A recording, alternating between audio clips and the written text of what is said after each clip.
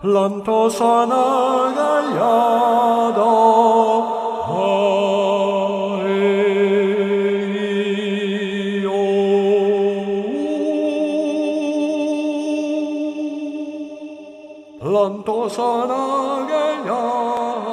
Continuar con este seminario en los sacramentos y vamos a realizar la presentación y el estudio de este último sacramento que es el sacramento de la unción de enfermos. Este es un sacramento que se presentó o se ha sido conocido muchas veces por la Iglesia Católica al principio, ¿no? Como la extrema unción, ¿no? El ritual de extrema unción. Pero realmente es un sacramento dirigido a personas que están enfermas y que van a necesitar esa ayuda especial de este sacramento. Este sacramento fue realmente presentado, instaurado, ¿no? por el propio Jesús de Nazaret, el Cristo, ¿no? Él fue el que instauró, ¿no? De forma directa esta forma de curación de los enfermos, ¿no? Era la imposición y la unción con el aceite sagrado, ¿no? Este objetivo, en realidad, de sacramento de unción de enfermos, lo que pretende es que a través de este medio, la fuerza del Espíritu Santo traiga paz, salud y fuerza a la persona que está viviendo una situación de enfermedad, ¿no? Tiene un objetivo de consolar, ¿no? Tiene el consuelo, la esperanza, la presencia de Dios, de la divinidad, la fe, la misericordia y la sanación. Todos estos elementos que proporcionan, pues evidentemente proporcionan este sacramento. El consuelo realmente proporciona alivio emocional y espiritual, ¿no? Es decir, que el objetivo es que esa facultad de este sacramento le dé esa fuerza, ¿no? Ese consuelo en esa situación, ¿no? Esperanza realmente que en que la divinidad pues le va a ayudar y a uno pues le va a producir esa curación, esas expectativas positivas y de fe en la divinidad, ¿no? Luego también indica una presencia, una manifestación de lo divino en la vida de los creyentes. Es decir, que este acto de unción de los enfermos va a transmitir esa fuerza de la divinidad en la propia persona, ¿no? Ya que es un sacramento de los más importantes dentro de los 7 sacramentos, ¿no? Fe en el sentido de que fomenta, ¿no?, la confianza en que la divinidad pues, nos ayuda a pasar esas malas circunstancias de la enfermedad y que podamos realmente tener esa misericordia para tener esa compasión y el perdón divinal, ya que implica también que este sacramento puede ser también utilizado y también uno puede ser perdonado de sus pecados, ¿no? Y realmente la sanación. Facilita pues la recuperación física y espiritual. Ese es el objetivo que involucra todos estos aspectos en este sacramento de la unción de enfermos, ¿no? Los apóstoles fueron mandados por el Cristo de 2 en 2, ¿no?, para predicar y también para sanar y curar, ¿no? La tradición de los apóstoles expulsando demonios, curando, ¿no? Enseñando pues la enseñanza del Cristo a toda persona pues que está pasando también una mala situación, ¿no? El Cristo también hizo grandes milagros, ¿no?, en toda su manifestación, ¿no? Y en todo el texto que tenemos de los Nuevos Testamentos, pues es una de las facultades que concedió a los apóstoles, aparte de perdonar los pecados, como ya vimos en el sacramento de la confesión, ¿no?, del arrepentimiento, ¿no? También les dio esa facultad de la curación, ¿no? La unción de enfermos no es solo para personas que van a desencarnar o van a morir, sino también se concede y se da, ¿no?, a personas que están en una enfermedad grave, ¿no? Se suministran cuando una persona está gravemente enferma para proporcionarle consuelo espiritual y capacidad de curación y de fortificación, ¿no? También se administra cuando a alguien le van a hacer una cirugía mayor, grave, una situación grave, y se le administra para que le dé esa paz interior, para que le dé esa fortaleza ante todo ese proceso de la cirugía importante, ¿no? Entonces, cualquier persona que va a hacer puede solicitar al sacerdote pues que le haga esa unción de enfermos para esa situación. También en enfermedades crónicas, gente mayor que tiene una enfermedad o una persona que tiene una enfermedad crónica, también se puede solicitar este sacramento, ¿no? Se le puede solicitar al sacerdote para que recibamos ese sacramento y realmente tengamos esos apoyos, ¿no?, para enfrentarnos a esa salud, esas condiciones de salud y que va a durar mucho tiempo, ¿no?, para que dé esa fuerza espiritual. Y también al final de la vida, cuando una persona va a morir, a desencarnar, pues que realmente se libere, ¿no?, de ese peso, ¿no?, porque ahí en ese momento pues puede hacer también la confesión, ¿no? Y el objetivo es que pase una etapa final, en su etapa final, en un estado superior, ¿no?, en un estado superior de espiritualidad, ¿no? Esas serían pues las principales formas en las que el cristianismo concede este sacramento, o la persona lo puede solicitar en alguna de estas situaciones, ¿no? Realmente este sacramento va dirigido pues en esos casos a esas personas y para el objetivo de transmitir, porque este es un sacramento que transmite la fuerza del Espíritu Santo. El Espíritu Santo es esa parte del Padre, del Hijo y del Espíritu Santo que tiene el poder de la curación, que tiene el poder realmente se puede decir, los poderes en sí que van a permitir que a través de los distintos sacramentos se van a ir transmitiendo el Espíritu Santo. Ya vimos que en la confirmación se recibía la plenitud del bautismo, ¿no?, porque se bautizaba, era el primer bautismo, pues realmente era entrar dentro para pertenecer a la Iglesia, pero que realmente el final del bautismo es la confirmación. Cuando ya se confirma una persona, recibe los 7 dones que vimos del Espíritu Santo.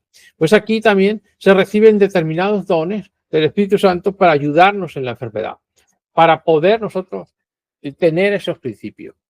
Al principio, evidentemente, el Cristo que ha dado y ha concedido, que ha concedido a los apóstoles la capacidad de expulsar demonios, la capacidad de curar pecados, ahora también le concede la facultad de la curación a través del Espíritu Santo.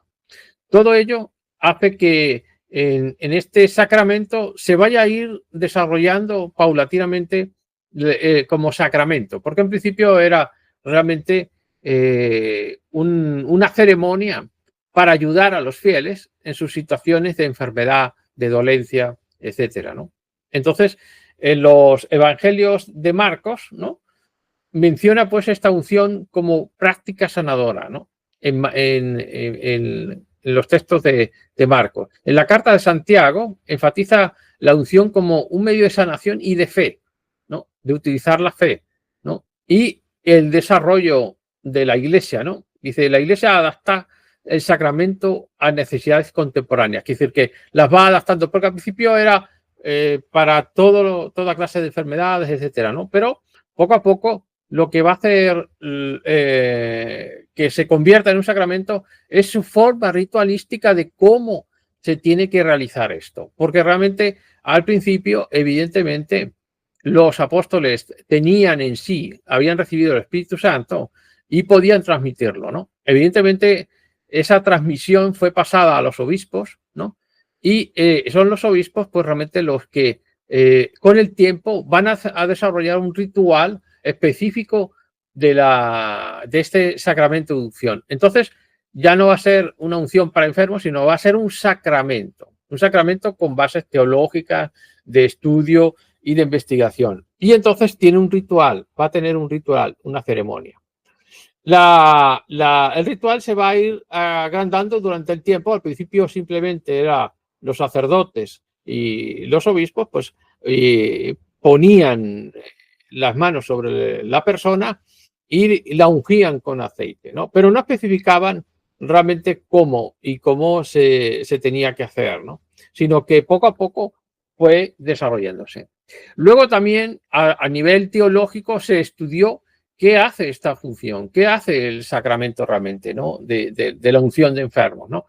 Evidentemente lo primero que es concede el consuelo, ¿no? Proporciona alivio emocional y paz a los enfermos. Es decir, el poder del Espíritu Santo hace que la persona, que la persona reciba esos beneficios emocionales y de paz interior. Fortaleza lo que hace es que fortifica la parte física también, afrontando pues la enfermedad por una vertiente psicológica y por una vertiente física, ¿no? Es decir, que uno hace resistente contra esa enfermedad y el cuerpo reacciona, ¿no? En forma positiva, ¿no? Luego la sanación facilita la recuperación física y bienestar, porque la transmisión de ese Espíritu Santo dentro de esta unción, pues hace que la parte psíquica, emocional y espiritual de la persona se llenen de beneficios y esa propia fe de la persona le ayude a ir superando esa enfermedad. Ofrece también tranquilidad y equilibrio en tiempos de angustia, que evidentemente una enfermedad uno se ve mal, ¿no? Se ve mal y se ve oprimido, ¿no? Limitado en todas las condiciones, ¿no? Entonces, este rito, esta ceremonia, con los efectos de esa unción, de ese elemento que vamos a ir estudiando, que es ese aceite, que hace que se transmita, se comunique, ¿no? La parte espiritual con la parte física, ¿no? Es decir, y vamos a ir viendo ese proceso. Y luego la gracia. Es decir, conecta al individuo con lo divino para apoyarlo, ¿no? Es decir, la parte divina apoya a ese individuo y por lo tanto este sacramento es de gran importancia dentro de la Iglesia, porque es una de las formas que tiene la Iglesia de ayudar a los enfermos, a las personas que están pasando una situación bastante mala por la enfermedad, por una dolencia constante, y que evidentemente el objetivo es la curación, la sanación, ¿no?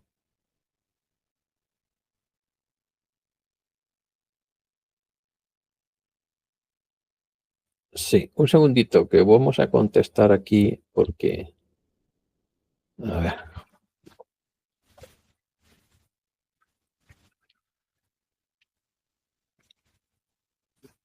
Sí, hay una persona, Ginette Afanador, que quiere entrar y que tiene algún problema, ¿vale? Entonces, le he dicho que intente entrar ahora. Ahora, bien. Bien, esta es la composición de los efectos que hace la unción de enfermos, ¿no? Es la capacidad de esta cuestión. Entonces, es una combinación realmente de facultades y de técnicas. Por una parte, de físicas, ¿no? Por medio de un ritual que fortifica la fe de la persona, pero también esa persona va a recibir, igual que en la confirmación, en la primera comunión, en los otros sacramentos que hemos visto, unos dones y unas facultades. En este caso, pues, es la curación, ¿no? Bien, cuando se pide la unción de enfermos, pues hay un proceso, ¿no? Dice, el sacerdote se prepara, ¿no?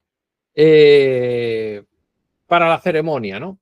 Hay que tener en cuenta varias cosas. Primero, la ceremonia se puede realizar en la iglesia, la persona que llega a la iglesia puede solicitarlo, en casa de una persona particular o en un hospital o en una residencia, ¿no? Entonces el sacerdote se prepara, ¿no? Es el proceso. Él invoca, ¿no? En la oración invoca realmente al Espíritu Santo para que ayude a estas personas o a la persona que va a ungir. el sacerdote le pone primero las manos sobre la cabeza, ¿no?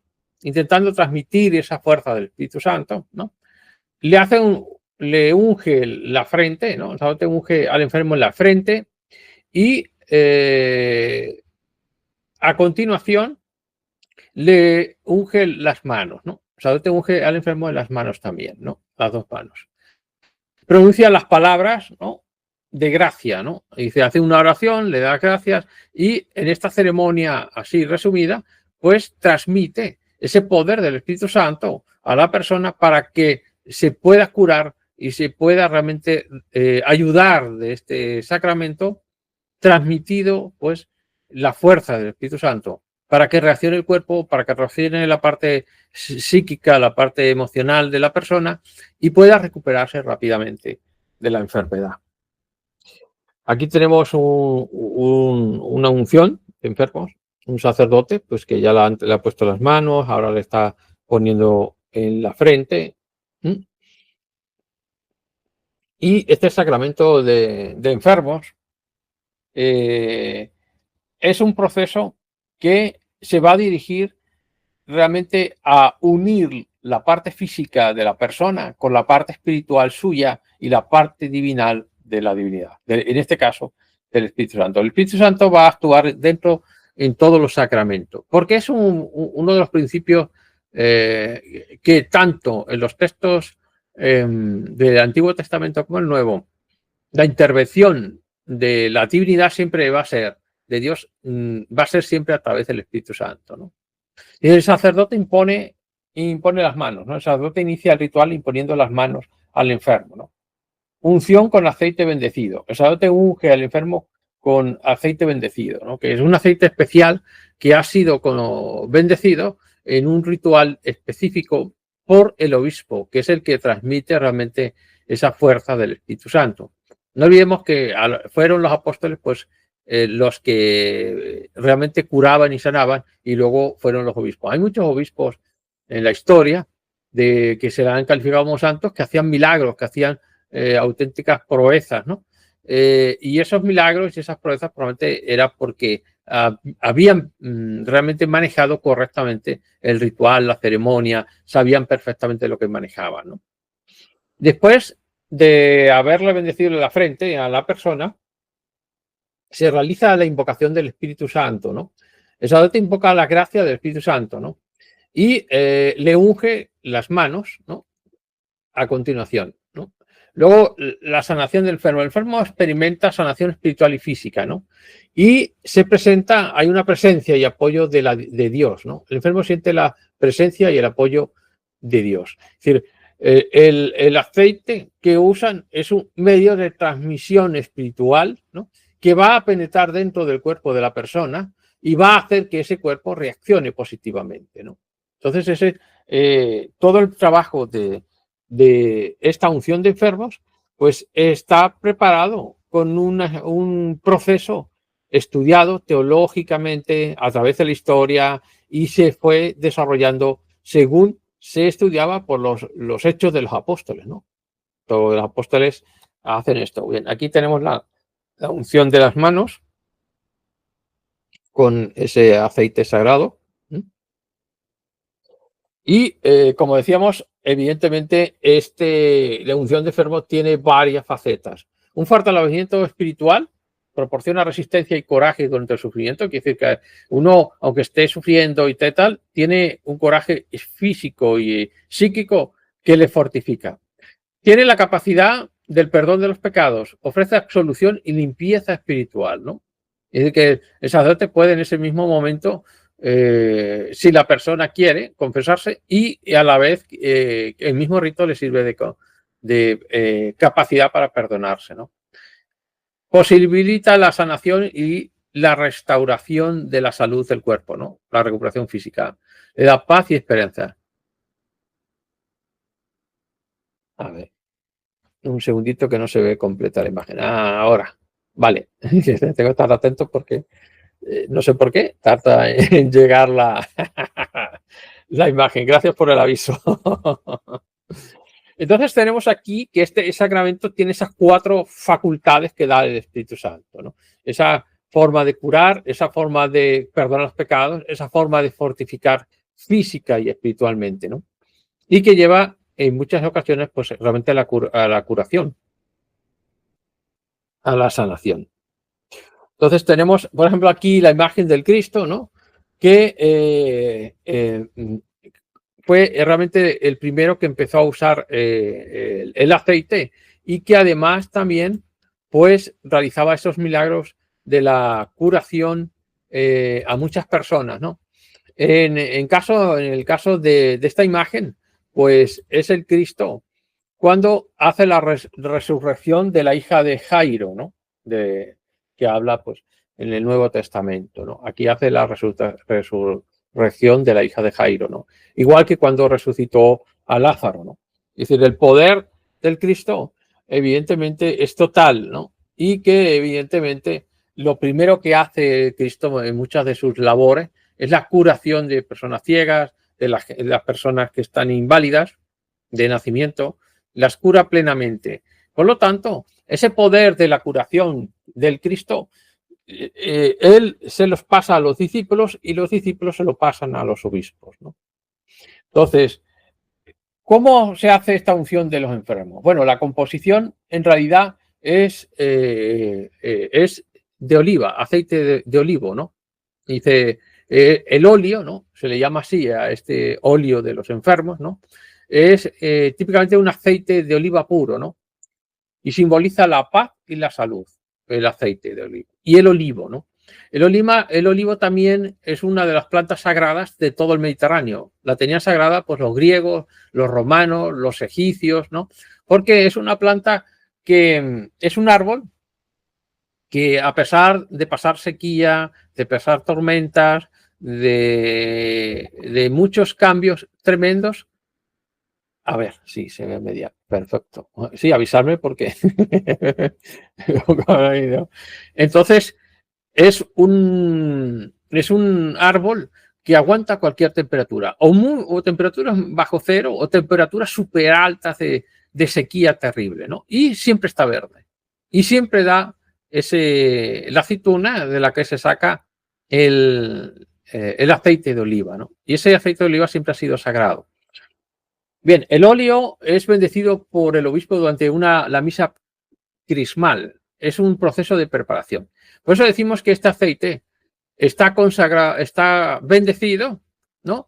En un ritual muy especial, en un ritual que participan muchísimos sacerdotes, muchos obispos, ¿no? Que se realiza normalmente en Jueves Santo, ¿no? El óleo representa la presencia del Espíritu Santo y la misericordia de Dios. Por eso la preparación lleva un proceso de preparación y lleva un ritual que se hace en la misa crismal. Esa misa crismal es de gran importancia. Normalmente, antiguamente, siempre se hacía el Jueves Santo. Últimamente lo hacen el miércoles de ceniza, el miércoles antes de la Semana Santa, por cuestiones de desplazamiento de todo el personal que tiene que asistir a las catedrales, porque esto se realiza en las catedrales, donde está la cátedra del obispo, y es el obispo el que se encarga de esa bendición junto con todos los sacerdotes de la diócesis y todos los presbíteros, diáconos, ¿no? Y en el cual se hacen varias cosas en esa misa crismal, que es de gran importancia, ¿no? Bien, el aceite de oliva siempre se ha tenido como algo, no solo como un superalimento, un gran alimento, que ahora lo llaman así, sino también es el elemento que, por ejemplo, se hacía para conservar la comida, ¿no? Servía para conservar la comida, ha sido utilizado para curaciones de heridas, ¿no? Por ejemplo, en el circo romano normalmente se embadurnaban, se ponían todo ese aceite para las competiciones y todo lo que pasaba pues, en los circos romanos, para evitar pues, que en la lucha, ¿no? Te pudieran coger, ¿no? Siempre te escurría, siempre era algo de protección, ¿no? Por eso se le relaciona con la protección del diablo, ¿no? Por eso, por ejemplo, en estos aceites, porque hay tres, tenemos el aceite este que estamos usando, que estamos comentando, el aceite, el óleo, ¿no?, de los enfermos. Luego está el óleo de los catecúmenos, que tienen que ver con todo lo que tiene que ver con el bautismo, ¿no? Entonces, en ese, cada uno, y luego tenemos el crisma. Cada uno de ellos tiene una función específica dentro de los sacramentos, ¿no? Entonces, en la ordenación sacerdotal, pues está el crisma, ¿no?, que es aceite de oliva con otros compuestos que se realizan, ¿no?, y se mezclan, ¿no?, con ese aceite para esa función de la consagración de diáconos, de consagración de presbíteros, de obispos, de cardenales, de abades, etcétera, ¿no? Depende, puede ser el grado en las órdenes superiores de la Iglesia y las órdenes inferiores, ¿no? Entonces siempre el aceite va a estar presente, ¿no? Realmente el olivo hay mucha referencia en la Biblia a distintos árboles y plantas y que tienen que ver con lo que se conocía como antiguamente la farmacopea, ¿no?, de la Edad Media, ¿no?, los remedios para la curación de las enfermedades, porque de ahí se ha sacado muchos productos que en la Edad Media se utilizaban mucho para la curación, ¿no? Entonces, la primera referencia que vamos a tener del olivo es cuando al final Noé lanza a la paloma y la paloma regresa. En algunos sitios ponen paloma y en otros dicen gorrión. La verdad es que lo de gorrión no sé por qué, pero bueno, la traducción de los textos arameos al inglés a veces queda bastante diferencia del arameo al inglés, ¿no? Terminan poniendo cosas bastante extrañas, ¿no? En realidad, lo de gorrión, ¿no? Entonces la paloma también te regresa con una rama de olivo, simbolizando ya la paz, por un lado, la paz que concede la divinidad, ¿no?, y que ya se ha terminado, ¿no?, ese castigo, ¿no?, y que cuando ya llegan las ramas de olivo, pues realmente significa el triunfo, ¿no?, el triunfo de la divinidad. Aparece también en el Salmo 52:8, ¿no?, el olivo como símbolo de fidelidad y confianza. Es decir, lo tienen relacionado como algo, como hemos explicado, ¿no? Ese árbol siempre está igual, sea en invierno, sea en verano, sea... Es decir, que no cambia, no sufre con los cambios, ¿no? Así, por ejemplo, cualquier otro árbol, ¿no? En invierno pierde las hojas, en verano, en otoño cambia de color, ¿no? El olivo siempre está igual, nunca cambia. Siempre es permanente a pesar de todas las circunstancias. Por eso lo relacionan con la fidelidad y confianza, en este caso de la divinidad. En Romanos 11, la metáfora del olivo lo relaciona mucho como en el caso de que el olivo lo representan como si fuera el Cristo, ¿no?, y que a ese olivo se le injerta otras ramas de olivo, ¿no?, para que crezcan juntas, ¿no? Ese injerto de esas ramas hace referencia a los gentiles, ¿no? Porque acordaros que hablábamos que hubo un gran problema entre los apóstoles y Pablo de Tarso, ¿no?, entre la rama judía y la rama de los gentiles que dirigía Pablo de Tarso en Grecia, ¿no? Y que al final, pues, realmente aceptaron en lo que la Iglesia ha empezado a llamar como el primer concilio de Jerusalén entre los apóstoles y Pablo de Tarso, en que llegaron a acordar de que los gentiles podían ser cristianos, ¿sí?, y que no necesitaban la circuncisión para ser admitidos dentro del seno del cristianismo, ¿no? Porque era uno de los puntos más delicados, pues, que tenían para llegar a los paganos, a los que ellos llamaban gentiles y que luego, pues, ellos mismos le llamaron paganos, ¿no?, porque seguían otras religiones, ¿no? Entonces, bueno, pues ahí habla de ese injerto, ¿no?, y la relación realmente entre el concepto de Israel y de la Iglesia, ¿no? Y luego otra de las cosas es que en Domingo de Ramos es cuando nosotros usamos en los olivos las ramas para celebrar la venida del Cristo a Jerusalén, la entrada triunfal de Jesús en Jerusalén. Y que además aquí hay una costumbre en España, yo la conozco desde pequeñito, yo la conozco de mi tierra, de Extremadura, en la que el mismo Domingo de Ramos, pues tú cogías esas ramas que habían sido bendecidas por el sacerdote, ¿no? Y esas ramas se colocaban en los balcones y en las ventanas, ¿no? Que daban a la calle. Y esas las mantenías todo el año ahí atadas, ¿no? A esto, como protección para que no entrara el diablo, ¿no? Que decían, o las brujas, ¿no? Para malas influencias. Entonces ahuyentaba esas ramas de olivo, ahuyentaban a todas esas entidades negativas, ¿no? Entonces se ponían en todos los balcones unas ramitas de olivos, se ataban, ¿no? Y esas ramas las renovabas cada domingo de Ramos para tirabas las viejas o las quemabas y ponías las nuevas, ¿no? Eso es una costumbre que se hizo y se hacía antiguamente mucho, ¿no? Entonces siempre ibas a las casas y veías en las ventanas las ramitas de olivo ahí secas, ¿no? Pero que eran como una forma de protección, una costumbre, ¿no? Evidentemente la magia del olivo pues es muy fuerte, muy poderosa, ¿no? Y luego el aceite de oliva, ¿no? Importancia del aceite en los sacramentos cristianos, ¿no? Es decir, en todo ello se van a apoyar siempre en los textos antiguos, ¿no? Y en todos los textos de la Biblia, ¿no? Para darle esa importancia enorme que tiene, pues, en todos los sacramentos el uso del aceite de oliva. Bueno, aquí tenemos un olivo. Siempre va a estar así, sea invierno, sea verano. No, las hojas no cambian de color, y duran muchos siglos, ¿no? Hay árboles de 300, 500 años, 600 años, ¿no? ¿Vale? Y siempre produciendo, que es una de las cosas que es tan importante, ¿no? Bien, vamos a... Vale. Bien, el simbolismo del aceite de oliva en la tradición cristiana, pues hay que remontarse probablemente a los textos antiguos, ¿no?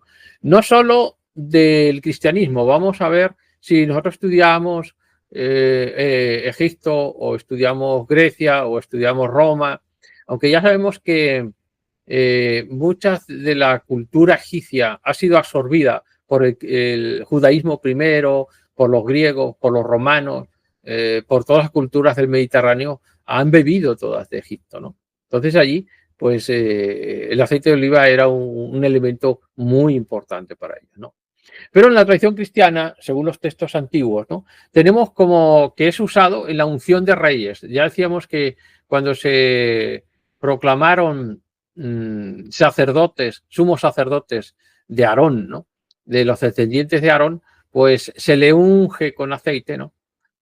Para simbolizar ese acto de realeza, de conexión con la divinidad en ese caso, ¿no? Y también cuando se consagraba antiguamente a los reyes, ¿no? De la Edad Media, en el Antiguo Testamento, al rey David, al rey Salomón, pues a todos ellos se les unge con ese aceite, ¿no? Que luego veremos que explica cómo Moisés recibe de Dios cómo tiene que ser ese aceite para consagrar a los sacerdotes de Aarón, ¿no? Porque no es solo aceite de oliva, ¿no? Sino que es lo que en el cristianismo se llama el crisma, ¿no? Entonces, bueno, pues hay esa cuestión. Una parte ya sabemos que también en la sanación de los enfermos el aceite se utiliza para invocar la sanación y la oración, ¿no? Se usa también en la confirmación. El aceite representa la recepción del Espíritu Santo, es decir, la comunicación del Espíritu Santo, ¿no? Y en la Eucaristía el aceite simboliza la vida y la abundancia de la divinidad. Y por lo tanto, tenemos esas facetas en las que la divinidad y este elemento, el aceite, va a intervenir, ¿no? Porque en la tradición eucarística ese aceite aparece pues, realmente también en lo que es la creación del pan, ¿no? Porque podemos leer los textos cómo se tenía que combinar esa harina de trigo con ese aceite y hacer esos panes para hacer esos actos de sacrificio, ¿no? Hacia la divinidad, ¿no? Bien, aquí tenemos la imagen del bautismo y como el obispo que está bautizando a un rey, ¿no? Le va también a darle con el santo óleo de los catecúmenos, que aquí el aceite de oliva, que aquí realmente está a cacharrito, y en la cual está influido por el Espíritu Santo, ¿no? Esta es una de las representaciones de la Edad Media en la que empieza ya a hacer esa diferencia de uso de los aceites, ¿no? El significado de la unción la vamos a encontrar en todos los pasajes del Antiguo y el Nuevo Testamento. En la primera parte, ¿no? Así, entra, vale. En el Éxodo 30, del 22 al 23, describe la unción y consagración en el tabernáculo. Es decir, va a relatar cómo combinar ese aceite con determinados elementos y esencias y especias para que ese aceite se convierta en sagrado y con él ungir tanto a reyes como al altar y como al templo, ¿no? Porque realmente los templos también se consagran con ese aceite, ¿no? En el Salmo 23.5 resalta la bendición y abundancia de la unción, es decir, que es un medio que da gran abundancia, ¿no? a todo lo que se usa con ese óleo, con esa crisma, ¿no? Luego, en Santiago 5.14 establece la práctica de ungir a los enfermos, ¿no? Es decir, ya no solo consagrar a determinadas personas o altares o templos, sino también como uso medicinal, ¿no? Y en Lucas 4.18 refleja la unción y misión de Jesús. Es decir, que relata pues cómo antes de que fuera crucificado también se le hace esa unción con aceites, ¿no? Que se usan pues como símbolo, ¿no? del sacrificio de Cristo. Entonces todo ello combina y unifica un ritual para la creación de estos tres elementos. Un aceite para para el bautismo, ¿no? Que se le llama de los catecúmenos, o un aceite para la curación de enfermos, ¿no? Y luego un aceite crismal que sirve para consagrar templos, lugares, autoridades, ¿no? Se consagra a los sacerdotes, a los diáconos, a los obispos, a los cardenales, ¿no? A los abades, ¿no? A las órdenes mayores y menores dentro de la Iglesia, ¿no? Como conexión del Espíritu Santo con su Iglesia y con la divinidad. Aquí vemos el bautismo de Ananías, ¿no? Bautizado por San Pablo, y que ese bautismo, pues, aparece pues, el símbolo del Espíritu Santo, ¿no? Como mediador siempre. El Espíritu Santo va a estar en todos los elementos que se consagran, en todos los elementos que tienen que haber una comunicación directa entre la divinidad y el personaje o el objeto sagrado, ¿no? La tradición judía nos va a traer una consagración que comienza el proceso de dedicación, ¿no? Es decir, cuando un sacerdote de Aarón, de la tradición de Aarón, va a hacer una dedicación de trabajo hacia la comunidad, pues tiene que ser consagrado, ¿no? Según la tradición judía. Y se le hace la unción con aceite, aplicando el aceite sagrado para la dedicación, ¿no? Se hace también ofrenda de sacrificio, presentación de ofrendas para la consagración. Ya decíamos que se hacían sacrificios de animales o se ponían comida o panes específicos, etcétera, ¿no? O sea, se hacía una recitación de bendiciones pronunciadas las palabras sagradas para la dedicación. Es decir, se le consagra y se dedica ya sea si era descendiente de Aarón como sumo sacerdote o como sacerdote, o si era un levita como vigilante del templo, guardián, ¿no? O músico, ¿no? Dentro del templo, que decir, se le hacía distintas coronaciones. Esto hacía una transformación, un cambio de estado sagrado de personas u objetos, ¿no? Entonces esas personas que estaban dedicadas pues se quedaban allí, ¿no? Y el establecimiento de un lugar sagrado, un espacio sagrado, creación de un entorno para la adoración y el culto. Es decir, se consagraba el tabernáculo, se consagraba el templo. Todo esto quedó en el cristianismo también y fue absorbido por el cristianismo. Por lo tanto, con el Santo Crisma también se consagran las iglesias, se consagran los altares, se consagran las capillas. Es decir, depende de la dedicación en que va a estar, pues se hacen esas consagraciones. Bien, aquí volvemos a tener esa imagen que ya presentamos de Moisés consagrando a Aarón, ¿no? La imposición de manos, el ungirle con el aceite, ¿no? El hacer los sacrificios que tenían, pues el altar de los sacrificios aquí a la vuelta, ¿no? En la cual iban a quemar pues incienso por una parte, ofrendas de panes y ofrendas pues incluso de animales sacrificados, ¿no? Bien, la consagración desde el principio, ¿no? Del cristianismo comienza por la herencia judía, es decir, no podemos separar ese elemento, porque ese elemento es la base también de todo el cristianismo, ¿no? La base de que aunque el Cristo viene y cambia la ley de Moisés, no quiere decir que anule muchas cosas de la ley de Moisés, ¿no? El hecho de que él le da la capacidad de curar a los enfermos y les manda a los apóstoles a que con aceite consagren a la persona enferma para curarla, para sanarla, pues ese acto de unción, de consagración, pues hace también esa tradición judía, ¿no? De consagrar. Pero en este caso ya no se consagra a una persona para un oficio, ¿no? Como sacerdote, tal, sino se consagra a una persona para curarla, para sanarla, ¿no? Para expulsar los demonios, ¿no? O para perdonar los pecados, ¿no? El rito de la Eucaristía realmente participa, ¿no? Participado en la celebración de la nueva alianza, ¿no? Es decir, Moisés presenta las tablas de la ley, Moisés presenta el arca de la alianza, ¿no?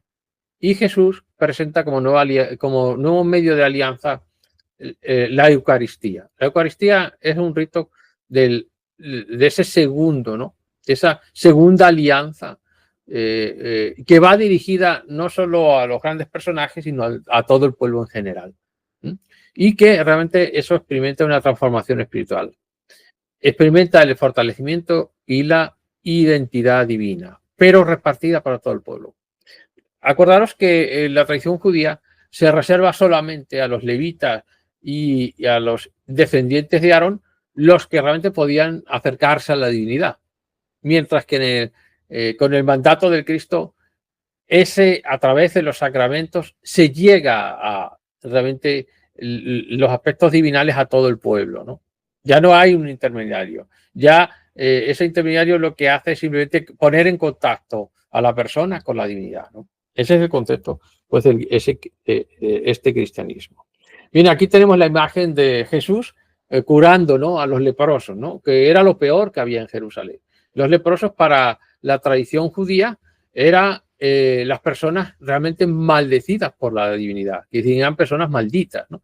Entonces que Jesús llegase y de golpe a través de la bendición de la imposición de manos le quitase la lepra, pues evidentemente perdonar esos graves pecados, según la tradición judía, de los leprosos, era lo peor de todo, ¿no? Entonces, bueno, aquí tenemos la imagen de curar y luego aquí tenemos la imagen a continuación del Cristo enviando a los apóstoles, ¿no? Y pasándoles la capacidad de la curación, de expulsar demonios, de curar y de perdonar los pecados, ¿no? Ese es el mandato del Cristo que ha sido llevado. No olvidemos que Cristo también significa el ungido, el que ha sido ungido. ¿Quién unge al Cristo? Pues en el bautismo, cuando es bautizado en el Jordán, el que le unge es Juan, ¿eh? Y le hace el bautismo. Y realmente en ese momento en que le hace el bautismo, le unge con el aceite sagrado, cuando aparece el Espíritu Santo y dice que este es el Hijo bien amado de Dios, que es el Hijo de Dios, ¿no? Por eso a veces la traducción de Cristo del griego, del arameo al griego, pues significa también el ungido, una de las facetas de esa traducción, ¿no? Bien, en la tradición de los sacramentos y de la unción hay una gran diferencia entre la tradición judía y la cristiana.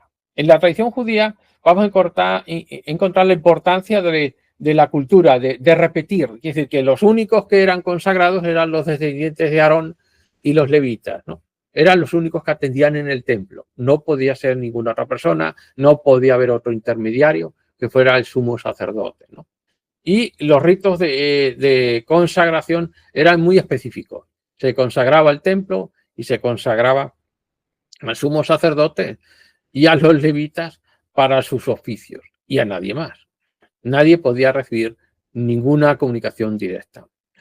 En el cristianismo cambia el énfasis, ¿no?, en que hay una conexión especial entre cualquier persona y la divinidad, y que la manera en que se enfoca esa consagración espiritual es de trabajo.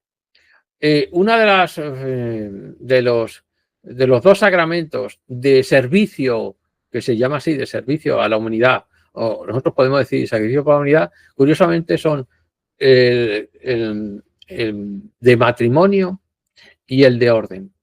Esos dos sacramentos son de servicio, porque el matrimonio cristiano tiene que demostrar de amor, de paciencia, de caridad hacia la humanidad, hacia todos sus semejantes. Y el de servicio, evidentemente, el de los sacerdotes, de los diáconos, ¿no?, de diáconos, de los sacerdotes y de los obispos, pues de servir como faro de enseñanza de los principios crísticos y vivir con esa tradición crística. Pero a la vez tener la capacidad de transmitir a todo el pueblo, a cualquiera de ellos, pues esos sacramentos que les van a poner en contacto con la divinidad directamente, a ellos, ¿no? A la persona que le bautizan, a la persona que le hace la confirmación, a la persona que se confiesa, a la persona que recibe la unción de enfermos, ¿no?, o a la persona que recibe el orden, ¿no?, sacerdotal. Entonces, todas las personas cristianas han recibido esos principios, los tienen, ¿no?, según pues esta tradición. Esa es la diferencia entre el cristianismo y el judaísmo. Por eso el cristianismo crece también muy rápido, porque los principios son de igualdad, ¿no?, de confraternidad entre todos, ¿no? Entonces así, pues esa es la diferencia. Bien, aquí tenemos la otra imagen del Cristo como cura a un ciego de nacimiento, ¿no? Y que evidentemente todos los relatos que vamos a ver del Nuevo Testamento pues tienen que ver con esa forma de curar y ese simbolismo de curar, ¿no? Porque también es algo simbólico. Bien, el proceso evolutivo del rito de la unción, ¿no?, comienza con Jesús. Jesús unge a los enfermos, ¿no? Jesús unge a los enfermos mostrando compasión y cuidado. Se establece como sacramento. Jesús establece el sacramento como un medio de gracia. Es decir, Jesús presenta esto como una gracia divina, una ayuda de la divinidad, ¿no? Y la transformación del rito. El rito se transforma en un símbolo de salvación también. Este es el proceso que va desde Jesús hasta la nueva forma en que a través del tiempo pues se ha ido realizando este rito de unción, porque es algo que estableció en este caso Jesús, el mismo Jesús, ¿no? Cuando el propio Jesús realiza el milagro de los panes y los peces, que da de comer a todos los pobres, a toda la gente, o cuando cura, etcétera, etcétera, es un lenguaje, una información que les habla a todos los cristianos que tienen que ayudar, que tienen que servir, que son servidores del Cristo, que son servidores de ese mensaje de amor, ¿no? Y de que toda la humanidad es algo, es una hermandad, ¿no? Entonces, bueno, pues que hay que luchar contra todo lo negativo que produce la humanidad y que hay que ayudar, en principio, a los más pobres, a los más necesitados, ¿no? Ese es el principio. El proceso de la consagración, pues empieza con la tradición judía, ¿no?, que establece los ritos sagrados, sobre todo en el templo de Jerusalén, ¿no? Y en esa tradición luego se va a apoyar el cristianismo para ubicarlo, ¿no? El cristianismo primero introduce nuevas interpretaciones de lo sagrado. Es decir, que aunque ellos consagren un templo que va a servir como un medio para realizar algo sagrado, ¿no?, el pueblo participa de todo entero, lo recibe todo el mundo. Mientras que en la tradición judía son solo los sacerdotes, son solo los levitas, ¿no?, los que están al lado del templo y sirven en el templo, los que se supone que solamente van a recibir los beneficios y que van a ser los intermediarios ellos entre su propio pueblo. En cambio aquí no, aquí el mismo pueblo participa de los principios, ¿no?, y de esa dimensión, ¿no? Luego se produce la dimensión sacramental, ¿no?, redefiniendo lo relacionado entre lo humano y lo divino, ¿no? Entonces la Eucaristía es el punto céntrico que va a unificar a todos los cristianos, porque la Eucaristía va a permitir que todo el mundo reciba esos principios divinales, tanto del Espíritu Santo como de la propia divinidad, ¿no? Y luego la vida en la fe moderna, ¿no? Integrado lo sagrado en la vida cotidiana. Es decir, la Iglesia se intenta adaptar a los cambios que hay y, por lo tanto, trabaja determinados rituales y determinadas prácticas que las modernizan un poquito, ¿no? Pero que su base sigue siendo la misma, la de los primeros cristianos y, sobre todo, de las enseñanzas del Cristo, ¿no? Bien, aquí tenemos una... No sé si se carga completa ahora. Cómo esta es una ceremonia de ordenación de un sacerdote y cómo ahora le va a ungir con el crisma las manos, ¿no? Que es el rito que ya vimos en el sacramento de orden, ¿no? Bien, el significado espiritual del aceite consagrado, ¿no? En la tradición judía, el uso de aceite en unciones religiosas y su simbolismo de pureza. Es decir, solamente, como hemos dicho, el templo de Jerusalén y el sumo sacerdote y los levitas son los que manejan como algo puro, sobre todo los herederos de Aarón, la rama familiar de Aarón son los únicos de los que se han sido los supremos sacerdotes, ¿no? Y que no podían tocar nada impuro, ¿no? Esa era, pues, la cuestión. Luego el cristianismo, el uso de aceite en los rituales de sanación y de unción espiritual. Es decir, ya no lo reservan solo a los grandes sacerdotes, sino que se lo va a dar a todo el mundo, ¿no? Luego también en la Edad Media se usó mucho este acto de ungir reyes como símbolo de autoridad divina, ¿no?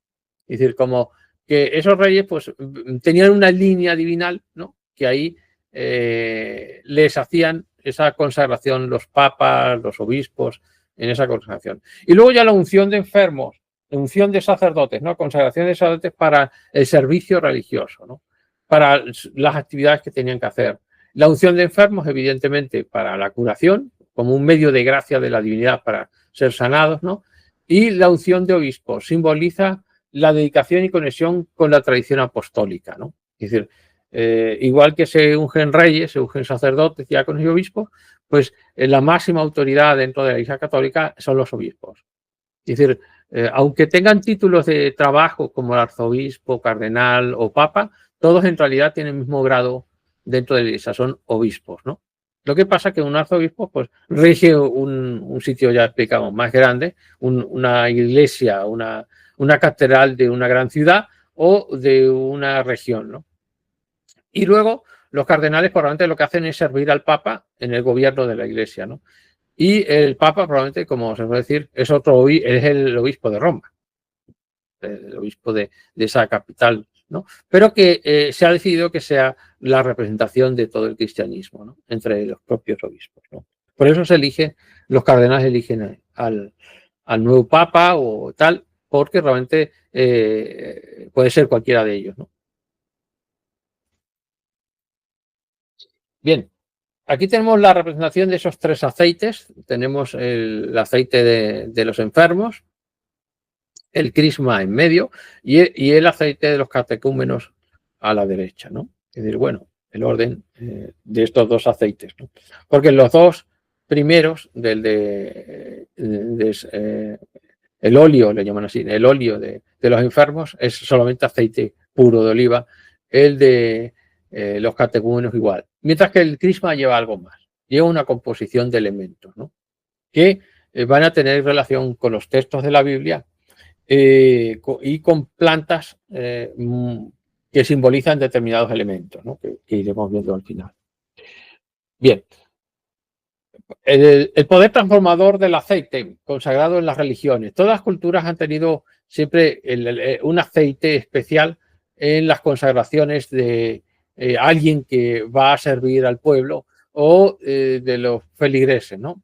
Entonces, vamos a tener una aplicación del ritual empleado en sacramentos rituales de sanación y la consagración de líderes espirituales, ¿no? Consagración del líder, ¿no? Aceite utilizado para consagrar reyes, sacerdotes y figuras religiosas. Bendición de los feligreses, es aceite bendecido a los feligreses y fortalecimiento de la comunidad, ¿no? Luego, el contexto histórico, ¿no? rastreado el uso del aceite desde las antiguas prácticas de unción hasta los rituales modernos, ¿no? Es decir, que hay una línea de conexión entre lo antiguo y lo actual, ¿no? Y el significado espiritual representa la presencia del Espíritu Santo y la dedicación a un propósito divino. Todo ello lleva el uso del aceite consagrado, ¿no? Evidentemente en la Edad Media se consagraban reyes, ahora ya no. Hay algunas iglesias que sí, ¿no? Por ejemplo, pues realmente determinados reyes católicos o reyes protestantes, pues todavía se sigue pidiendo al jerarca superior de la iglesia que le haga esa consagración como rey, ¿no? Entonces, pues, porque es un servicio teóricamente a la humanidad. Esto sería, pues, los distintos usos de estos aceites en otra religión o en otra. Bien, aquí tenemos también cómo a través de ese cuerno que lleva ese aceite consagran, ¿no? Al que va a ser rey David, ¿no? El rey David, ¿no? Eso lo aparece pues en todos los textos de la Biblia. Bien, los santos óleos y en la tradición religiosa va a ser un mandato de Cristo, de Jesucristo, ¿no? La imposición del rito de Jesucristo, ¿no? El óleo de los enfermos es el primero que Jesús, el Cristo, usa, ¿no? Es aceite para curar a los enfermos. El segundo óleo de los catecúmenos es cuando los apóstoles, si recordáis, os comentaba que hubo un problema con las viudas que no eran judías, que eran... un segundito, que cargue bien. Esas viudas que estaban desatendidas porque no eran judías, sino que eran cristianas, ¿no? Pero de los gentiles, ¿no? Entonces los apóstoles deciden que van a nombrar a 7 diáconos para que las atiendan, ¿no? Y entonces, aparte de ponerles las manos, de consagrarles como diáconos los apóstoles, pues les ungen con el aceite, ¿no? Por eso aparece pues ese óleo, ¿no? Ese segundo óleo de los catecúmenos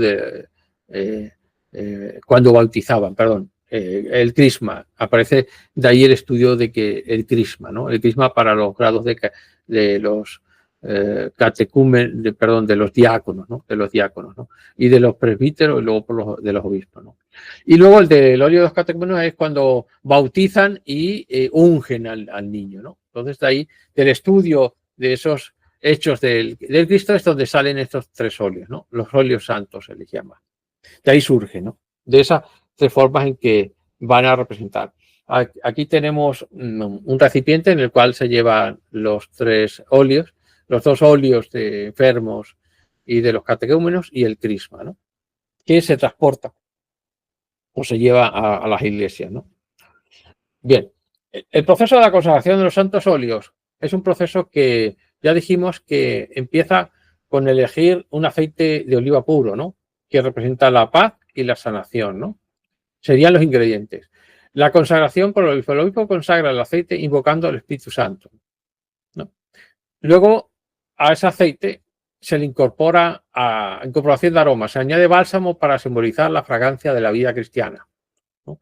Que es cuando se le realiza al crisma, lo que ese crisma lleva aceite de oliva más un bálsamo. Los óleos se almacenan y se distribuyen para su uso en los sacramentos. Esto se consagra todo en la catedral y de la catedral se distribuye a todas las iglesias, ¿no? Para que tengan suficiente aceite tanto de enfermos como de catecúmenos que van a ser bautizados, ¿no? Y el crisma, pues cuando se consagran diáconos, ¿no? Porque los sacerdotes son consagrados, pueden ser consagrados por un sacerdote o pueden ser consagrados evidentemente por un obispo, pero el presbítero sí que es, el sacerdote sí que es consagrado por un obispo. Bien, estos óleos van a ser utilizados en todos los 7 sacramentos, ¿no? Porque en el sacramento, en la mayoría de todos ellos, se va a usar este aceite, ¿no? En la mayoría, ¿no? Es decir, en el matrimonio y en la confesión de los pecados, pues no aparece este elemento, pero sí aparece en los demás de consagración, en el bautismo, en la confirmación, en el servicio de orden, ¿no? Sí que es utilizado. Y evidentemente también en los enfermos, por lo tanto, es también para toda los rituales, ¿no? El significado realmente de la misa crismal, se le llama así, crismal porque es cuando se consagra el crisma. Ahora, ya llegó todo. Consagración de los óleos, el obispo consagra los tres tipos de óleo. El óleo de los catecúmenos se utiliza para ungir a los catecúmenos, aquellos que van a ser bautizados, ¿no? A los que se hace la preparación, ¿no? Para ser bautizados, ¿no? El óleo de los enfermos se utiliza para brindar consuelo a los enfermos, a ayudar a curarse, ¿no? El santo crisma simboliza la plenitud del Espíritu Santo y por lo tanto se usa realmente en la confirmación. La confirmación es cuando ya realmente uno se le confirma como cristiano y por lo tanto recibe el Espíritu Santo, ¿no? Y luego la renovación de las promesas sacerdotales. Los sacerdotes renuevan su compromiso ministerial. En el mismo rito, todos los sacerdotes ayudan a bendecir los santos óleos de los catecúmenos y de los enfermos. Y también piden la consagración del santo crisma. Es decir, hay una cosa en la bendición de los óleos de los catecúmenos y de los enfermos y otra cosa es la consagración del crisma. Se consagra algo que va a ser santo y que va a ser utilizado para consagrar altares, iglesias, sacerdotes, diáconos, ¿no? Obispos, ¿no? Se hace todo ese ritual para que ese crisma tenga esa conexión entre la persona que va a servir a los fieles, ¿no? Y la comunicación directa, pues, o lo más directa posible del Espíritu Santo para que le ilumine, para que le guíe, ¿no? Por lo tanto, el aceite, aquí vemos como, por ejemplo, tenemos este primer aceite, que puede ser, no recuerdo ahora más bien el orden, el de los catecúmenos puede ser, ¿no? El crisma al que se le añade una esencia, se le añade un bálsamo para que te coja olor, ¿no? ¿Vale? Por lo tanto, el significado de esta misa, ¿no? Lleva primero la bendición de estos santos óleos que se van a utilizar durante todo el año. Todos los años se renueva, ¿no? En el Jueves Santo, ¿no? También se renueva en ese momento la promesa de los sacerdotes, ¿no? Pues todos los sacerdotes de la diócesis acuden a esa misa crismal y ellos mismos hacen su propio compromiso y vocación de sacerdotes. Y termina todo después de haber consagrado los santos óleos, la acción de pedir la manifestación y guía divina en la iglesia del Espíritu Santo, ¿no? El compromiso de los sacerdotes destaca el papel de los sacerdotes como guías espirituales, ¿no? Y luego la unción y consagración. Representa la unción en la vida cotidiana cristiana. Es decir, que se realiza la misa completa en toda su extensión, de que al final de la consagración, de la bendición de los aceites, etcétera, de los óleos, se termina con que los sacerdotes renuevan sus votos y a continuación se realiza la Eucaristía. Bien, aquí tenemos los tres elementos, el aceite de los acólitos, digo, de los...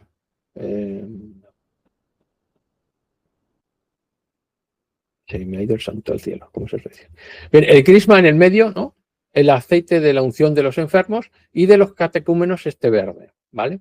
Entonces, este y este son bendecidos y este es consagrado, porque va a ser utilizado para consagrar, para el ritual de confirmación, los rituales de dedicación de una iglesia o de un templo donde se consagra con ese aceite el altar, las paredes del templo, etcétera, etcétera. Que lleva un ritual completo para consagrar las iglesias, ¿no? Y luego el aceite de los enfermos, pues como ya hemos visto, la unción de enfermos.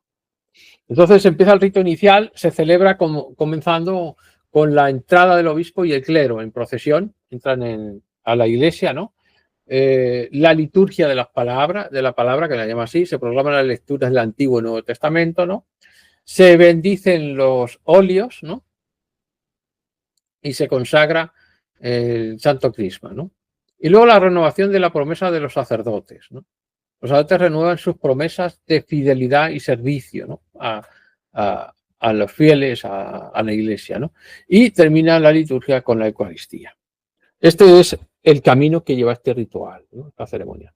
Bien, aquí tenemos la Catedral de Valencia, en la cual pues, van a hacer la misa crismal y van entrando el arzobispo de la diócesis y otro obispo auxiliar que le asiste, ¿no?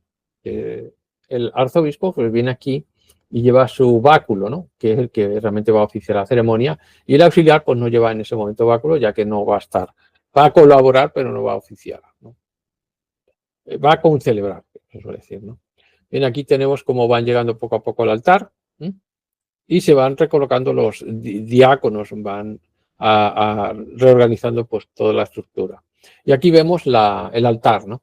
Como decíamos, la semana pasada explicamos el rito romano, que el altar estaba pegado realmente a la pared, ¿no? Y aquí lo vemos en el medio, ¿no? Aquí vemos como vienen por aquí los sacerdotes, ¿no? Entran al altar pues para besarlo, ¿no? Y ir a su sitio, ¿no? Entonces tenemos eso. Tenemos aquí pues ya que colocados los aceites preparados para que sean bendecidos y consagrados, ¿no? Ese es el proceso en que está ahí. Empieza la lectura de los evangelios del Antiguo Testamento y Nuevo, haciendo referencia al Cristo y a estos elementos, ¿no? Estos ya son fotos de otra iglesia. Aquí también vemos los aceites que tienen más recipientes porque se supone que no tienen suficiente, cuando no se tiene un recipiente tan grande como el que vimos aquí, que son bastante grandes, ¿no? Incluso hay más grandes todavía, y que se van a repartir para todas las parroquias, ¿no? A veces cuando no hay suficiente, pues ponen bastantes aceites y repartidos entre los que van a hacer el crisma, el de los catecúmenos y el óleo de los enfermos. Y aquí está la bendición de los santos óleos de los catecúmenos y de los enfermos. Entonces todos ponen así las manos, ¿no? Aquí vemos a todos los sacerdotes que están también ayudando en la bendición de estos aceites, ¿no? De estos óleos de los catecúmenos y de la unción de enfermos, ¿no? Que colaboran pues todos los oficiantes y todos los sacerdotes. A continuación se va a consagrar el crisma, entonces te vamos a tener al arzobispo o al obispo pues aquí echándole las esencias, los bálsamos perfumados que tiene que llevar este crisma, ¿no? No se le llama óleo, se le llama crisma. Y normalmente siempre van apuntados en ellos los nombres, ¿no? Siempre van con una marca o con un color, ¿no? Bien, aquí tenemos otra foto de otro obispo pues echando los bálsamos, ¿no? Y normalmente en algunos sitios hay hasta una pala grande para moverlo, ¿no? Pero aquí pues lo van echando así. Bien, aquí ahora está la consagración del obispo, ¿no? Que según está haciendo la consagración, él echa su aliento, porque para eso él tiene dentro el Espíritu Santo, y se lo comunica al Santo Crisma, ¿no? Entonces, el Santo Crisma va a ser algo especial, ¿no? Aquí tenemos a continuación de la consagración del Santo Crisma a los sacerdotes realizando su compromiso de nuevo de trabajo y de su labor, ¿no? Y entonces renuevan los votos de los sacerdotes. Aquí renuevan los votos cada año, el Jueves Santo, ¿no? Termina pues toda la ceremonia con la comunión, ¿no? La Eucaristía de todos los sacerdotes, de todos los concelebrantes, ¿no? Y con todo el pueblo, porque todo el pueblo pues también participa de esta Eucaristía. Entonces, este ciclo de la misa crismal es anual, se celebra siempre, ¿no? Todos los años se renueva. Se celebra la misa crismal. La misa crismal se celebra anualmente el Jueves Santo. El Jueves Santo se suele hacer. Lo que pasa es que hay en parroquias muy grandes, como se suele pasar, por ejemplo, en México, de las parroquias que hemos escuchado y observado, pues tienen que viajar de muy lejos. Entonces esta misa crismal la hacen unos días antes del Jueves Santo, porque el Jueves Santo ya sabéis que también se hace la ceremonia del lavatorio de pies, ¿no? Representando ese proceso de el Cristo que lavó los pies a sus discípulos, ¿no? Entonces el obispo lava los pies a 12 sacerdotes. Se celebra la misa crismal el Jueves Santo, se bendicen los óleos para el sacramento se bendicen durante esta misa, ¿no? Prepara a los fieles también, en ese sentido, para la Semana Santa, ¿no? Para la Pascua, ¿no? Y refuerza la vida de la Iglesia, ¿no? La misa refuerza el papel de la Iglesia en la comunidad, porque los sacerdotes renuevan sus votos, etcétera, etcétera, de todas las parroquias. Es así, pues, este proceso anual, todos los años en Semana Santa. Bien, aquí tenemos la unción de enfermos, ¿no? En una parroquia, en una iglesia, en la cual, pues, a las personas, como lo vemos, les ungen con ese aceite. Antes le han puesto las manos, ¿no? En la cabeza y el sacerdote hace una oración para transmitirles ese Espíritu Santo y entonces les bendicen, les ungen con el aceite la frente y las manos. Bien, este rito de esta ceremonia tiene que ver realmente con ese planeta de Saturno, porque Saturno realmente es se dice que empieza a los 56 y termina a los 63 años y es el inicio de la ancianidad, ¿no? Los siguientes ciclos les percibirían, ¿no? Solamente los iniciados. Los grandes iniciados percibirían los siguientes 7 años en los ciclos de Urano, Neptuno, Plutón y 2 ciclos más, ¿no? Que son muy profundos, ¿no?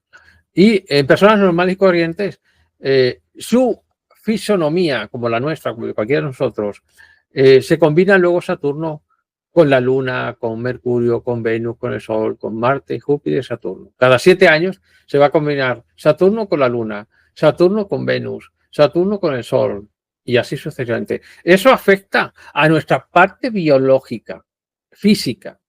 No estamos hablando de los efectos que tienen, en este caso, esotéricos dentro de estos ritos del cristianismo. Se dice Saturno porque realmente Saturno es el anciano, el venerable, ¿no? Viene a transformarnos realmente, a convertirnos de nuevo en niños, ¿no? A adquirir esa belleza, ¿no? De niños, ¿no? Que muchos psiquiatras hablan, ¿no? De que se vuelven como niños, ¿no?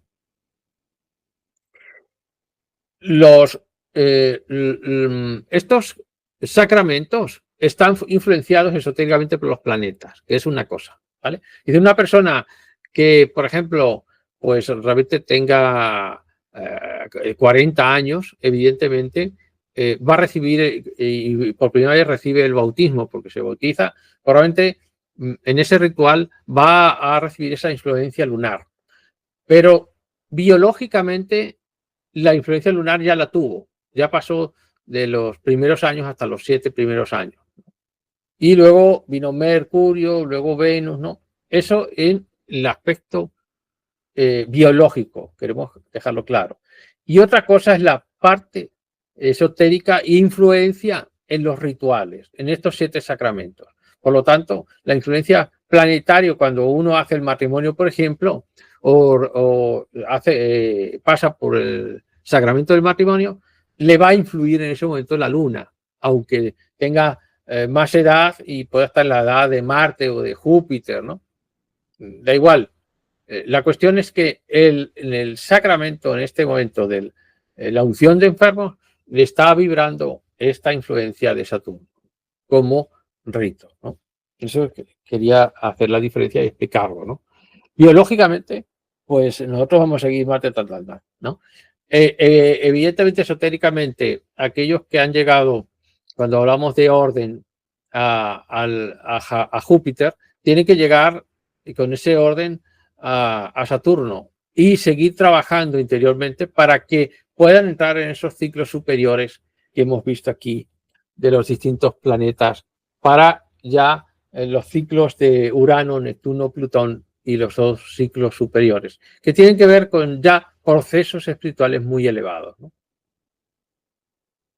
En cambio, la persona normal y corriente biológicamente llega a ese momento de Saturno y repite, ¿no? Si no hay un cambio esotérico y espiritual dentro de él grandemente que pueda saltar a Urano, Neptuno, Plutón y los siguientes ciclos, ¿no?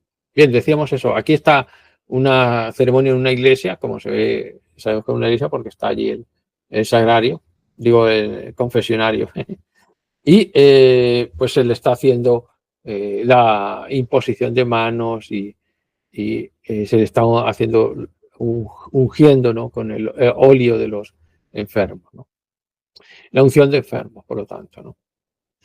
Bien, pues hasta aquí esta explicación. Decir que Santo Crispa, pues tiene muchas referencias en el Antiguo Testamento, sobre todo cuando habla de la ordenación de los sacerdotes, ¿no?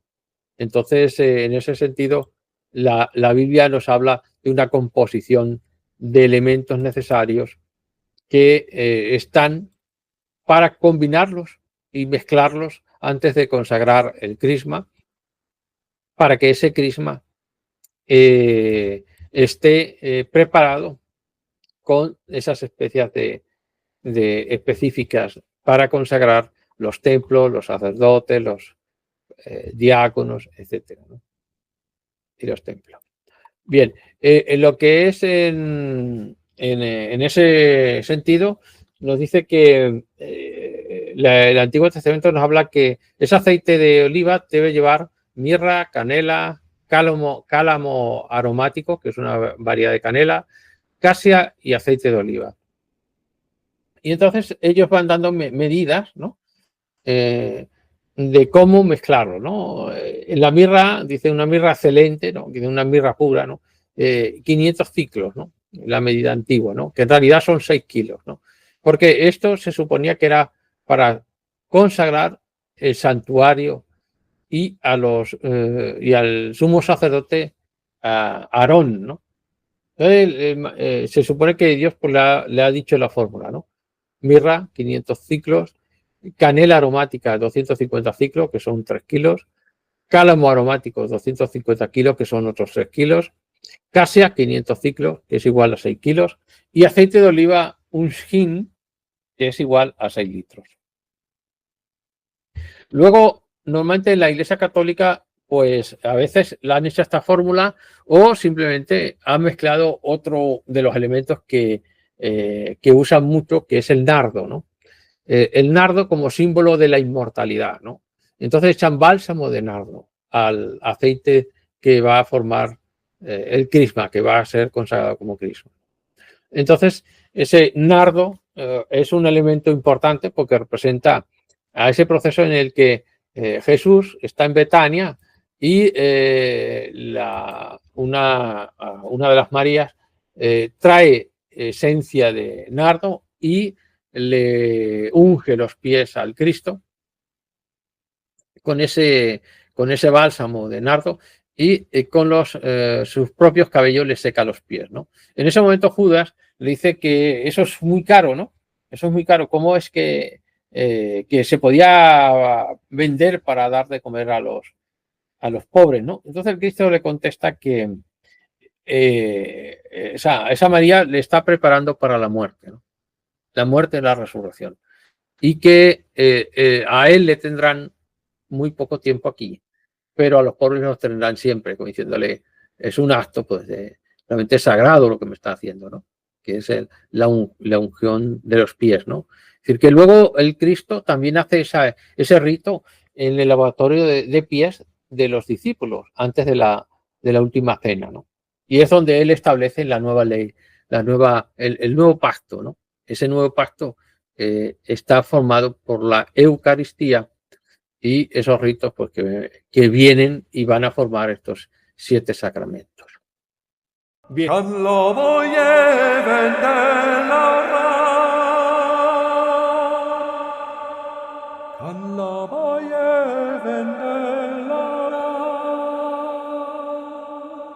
Planto sana gallado.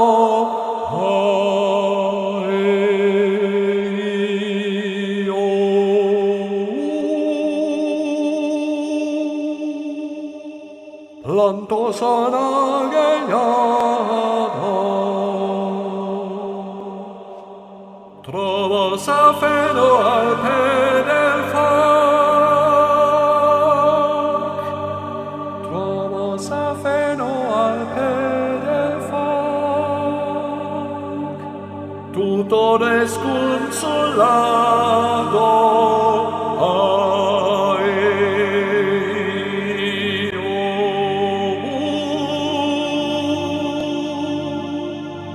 Tutto desconsolato.